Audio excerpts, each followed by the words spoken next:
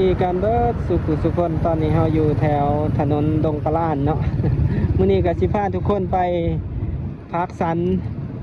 สิพาไปเบิ่งเทศกาลอาหารที่ว่ามัมพี่มัมเนาะลุงมัม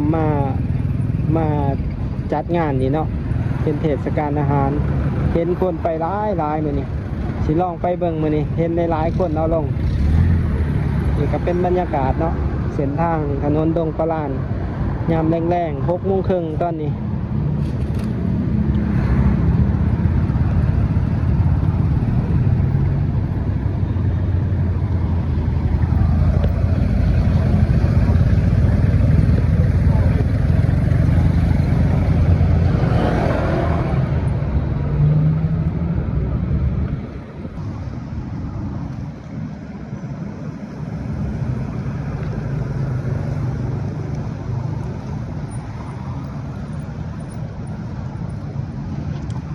โอ้รถติดเลยน่าจะมีรถเขาไปงานทันร้ายทุกคน เดี๋ยวถ้าเขาไปเบิ่งนำกันเนาะคือว่ารถติดเลยงานได้ยินว่าจะหอดวันที่23เนาะ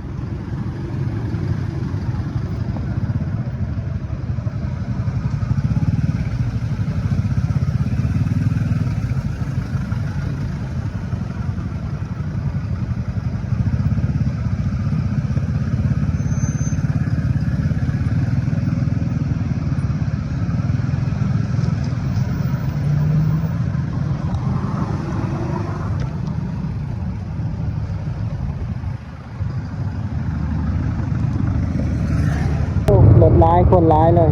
ถ้าโดนเขาเจาะบินขึ้นโดนใหญ่ขับรถ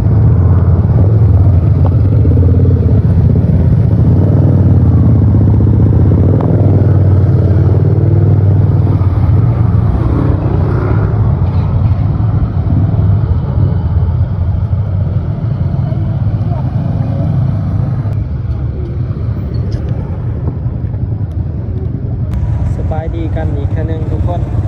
ตอนนี้เรามาหอดพักสันเนาะคนหลายทุกคนเดี๋ยวไปเบิ่งกันโอ้บนจอดรถจักรเต็มเลยเดี๋ยวเขาไปเบิ่งน้ำกัน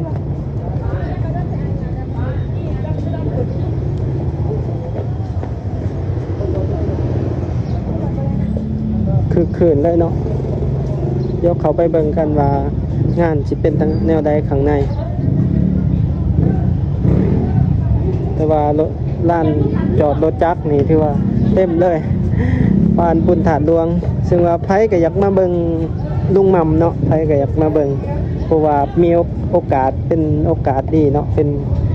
โอกาสฟรีเนาะที่ว่าได้เห็นดาราไทยมาแบบเป็นงานแบบนี้เนาะทุกคนหาโอกาสยากทุกคนก็เลยมา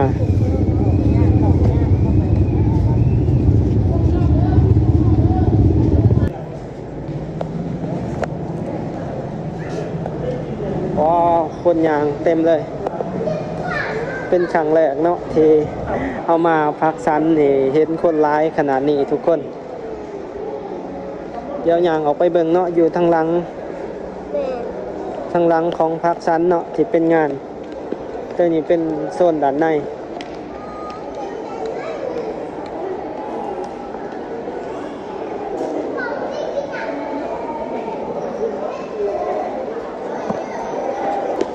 เลยนะ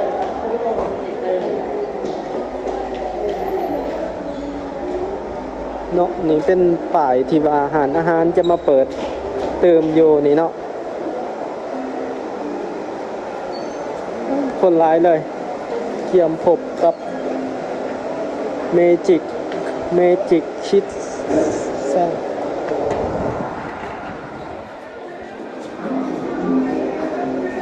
โอ้โหคนร้ายเลยวันนี้มีเป็นแบบบาร์คาเฟ่เป็นคาเฟ่เนาะ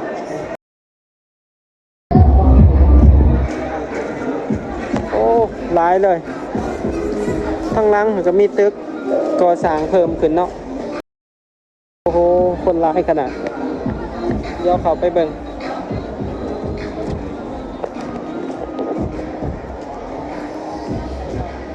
โ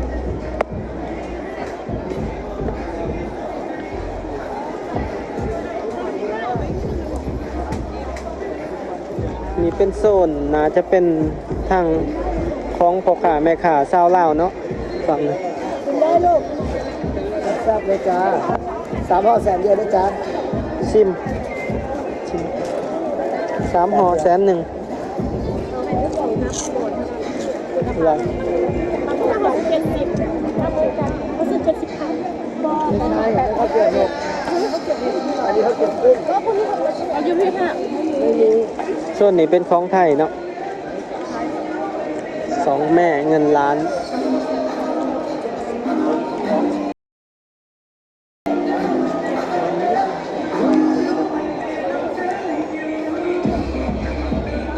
เดิน คนร้ายเลย เดี๋ยวไปเบิ่งกัน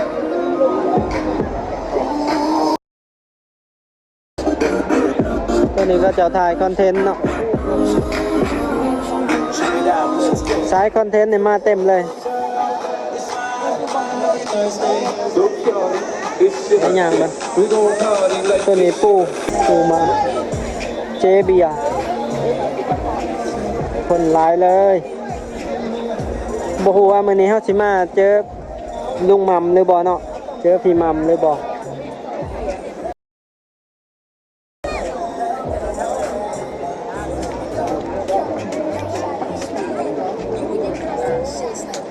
โซนนี้ก็คนร้าย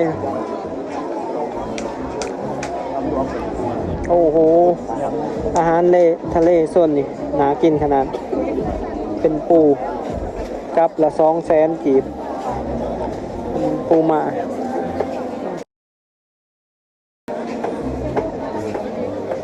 200,000แจวบอกนี่ได้มาใหม่มาคนไม่ได้ก็คนหลายเดียว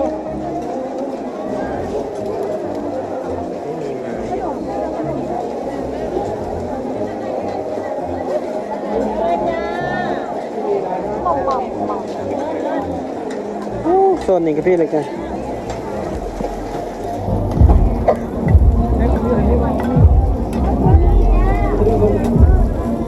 แบบอินเดียเลยเนาะก็จะเห็ดแบบเห็ดแต่ละลายอันเลย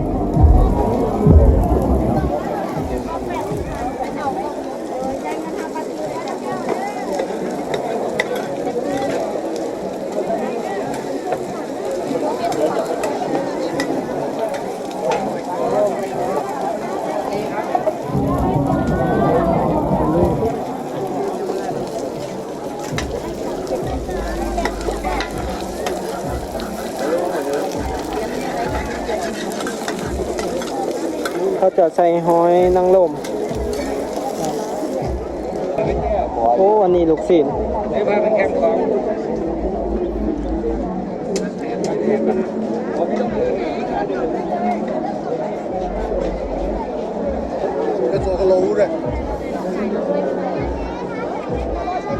ตัวนี้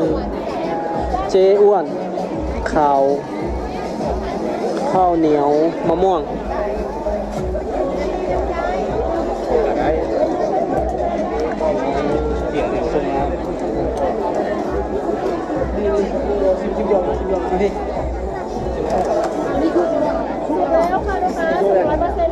10 แพ็คแถม1 แพ็คหมูยอวาซาลิสาเอาอะไรดีคะสั่งได้เลยนะคะได้เลยดีคะลูกเล็กมาลูกแซ่บมากเลยนะขอบคุณค่ะถ้าเจอ80 คำไม่เอา2 แพ็คแสน4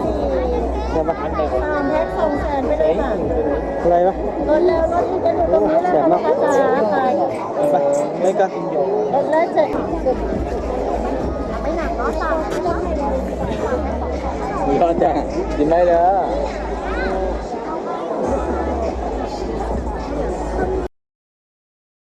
คนหลายเกินทุกคนโซนนี่มันจะเป็นโซนอาหารไทยก่อนนี่เนาะเดี๋ยวไปเบิ่งโซนอาหารลาวโอ้ตัวนี้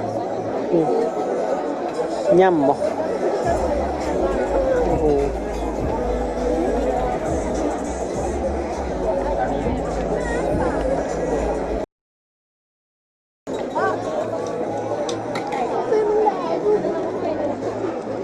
ขายดีอย่างแห้งคนละที ไปมันยังบ่เลยในโซนอาหารลาวมีอาหารที่มาจากสวรรค์นำเนาะเกี๊ยวซ่าสวรรค์ห่านโอซูชิโอ้เป็นอาหารญี่ปุ่นแต่ว่าเป็นอาหารของคนลาวซูชิคำเท่าไหร่วะ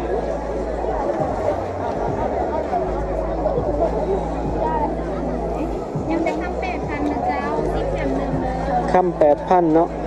10แถม1คำ8,000เดี๋ยวยังเบิ่งต่อไปมีเดียมดาร์กคาเฟ่โอ้ตัวนี้หานคุณมัมริงสตรีทฟู้ดอ่อนเอาแซฟู้ด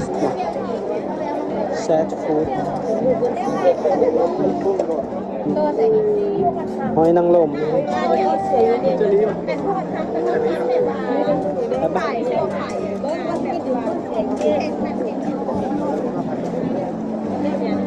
โอ้ส่วนนั้นบอลคนนางหลายเลย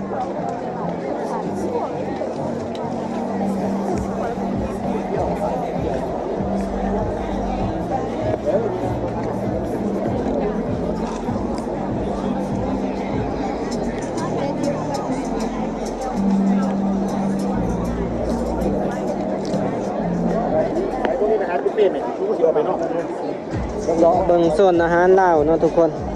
มีสมมักม่วงผู้สาวงามก็หลายทุกคนเอ้ยผู้ใดอยากเห็นผู้สาวงามก็เบิ่งในคลิปแนะนำเนาะมีแต่ผู้สาวงามๆได้สาวลาวสาวไทยที่มาเที่ยวมื้อนี้โอ้ตัวนี้ปิ้งซีนงัววากิว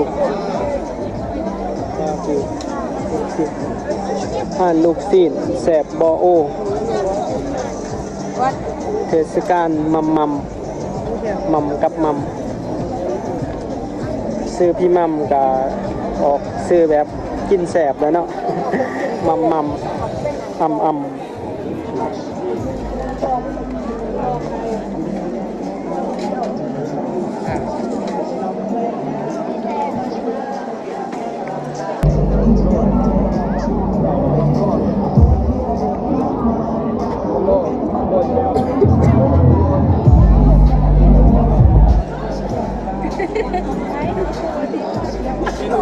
ตัวนี้ตำ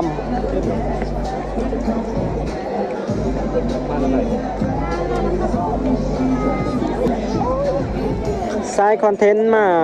เกือบทุกคนเลยเนาะ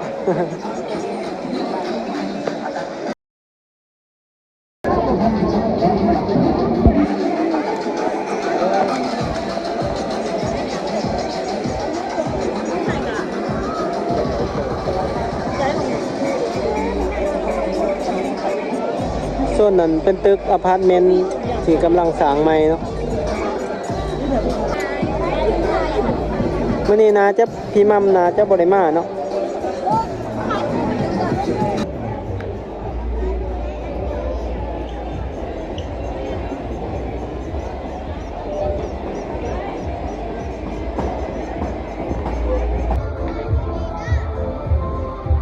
โอ้โหคนร้ายขนาดทุกคน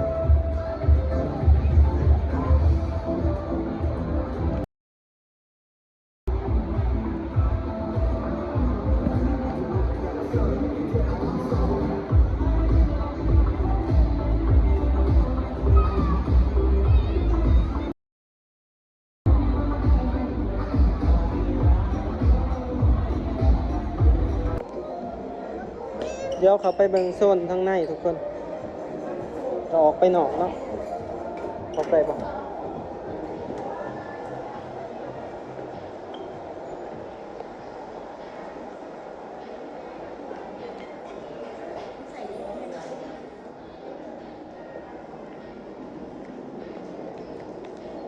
บรรยากาศห่างทั้งในเนาะห่านกำลัง เริ่มปิด เริ่มปิดเนาะเดี๋ยวเราสิลงไปออกภาพไปเบิ่งทางหน้าเนาะมีเป็นโซนทางในเนาะทุกคนเดี๋ยวเราสิออกไปทางนอกตัวนี้เป็นหาดลอตเชอเรียแล้วก็โจมา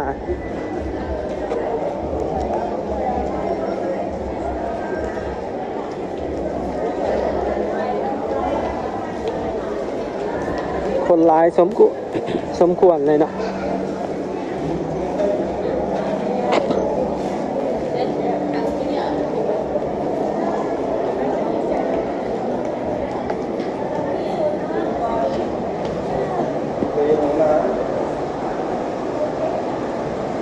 มาเบิ่งโซนทางหนาเนาะคน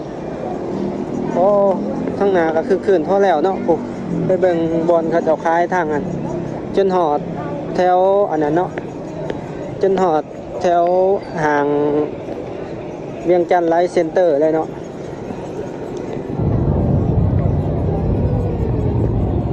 โอ้ทางนั้นเขาเจะคล้าย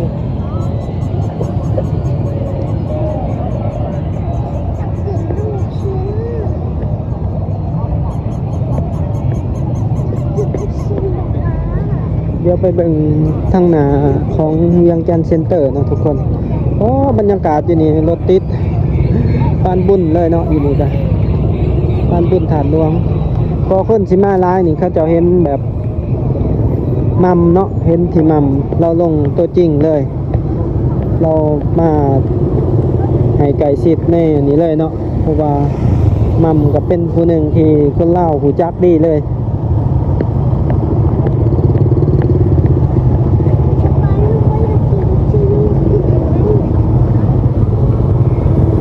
ขนมมันนี่บอกลูกเคยกินเนาะ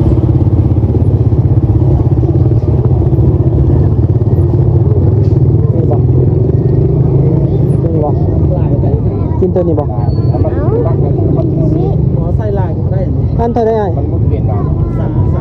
มันมุกเปลี่ยนหวานเจ้าหาบอกเคยซื้อขึ้นมาคือเจ้าหาบอก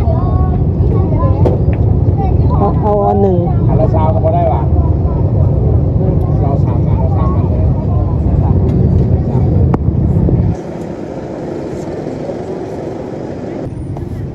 เอาเนบใส่กันขนมยังวะขนมเหลี่ยม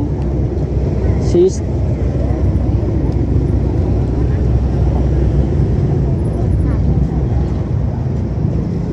รถติดเลยซ้ายทางนี่เส้นทางคูเวียงมาเบิ่งทางหน้าเวียงจันทร์เซ็นเตอร์ทุกคนนี่เขาจะขายทาโกยากิ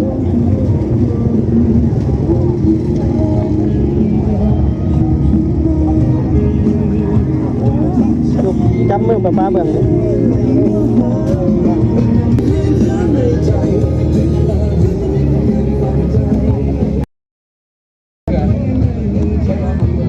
อยู่นี่ก็คนร้าย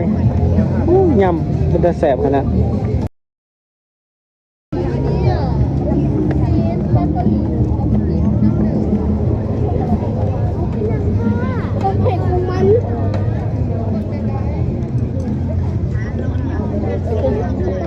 ฮะ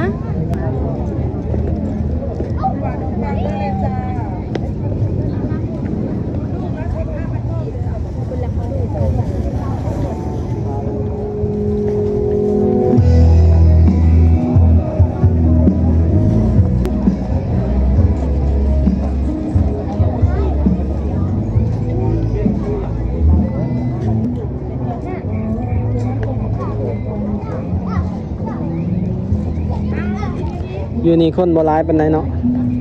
แล้วเขามาเบิ่งในหางเวียงจันทร์เซ็นเตอร์เบิ่งตอนนี้ก็เวลาประมาณ 7 โมงทุกคน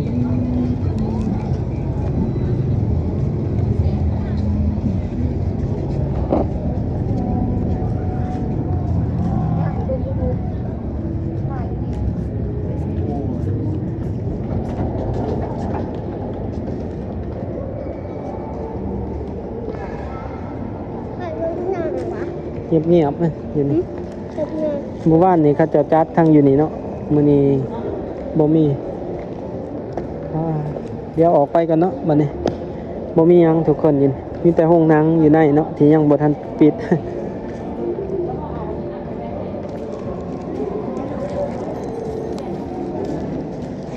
ห่างเวียงจันทร์เซ็นเตอร์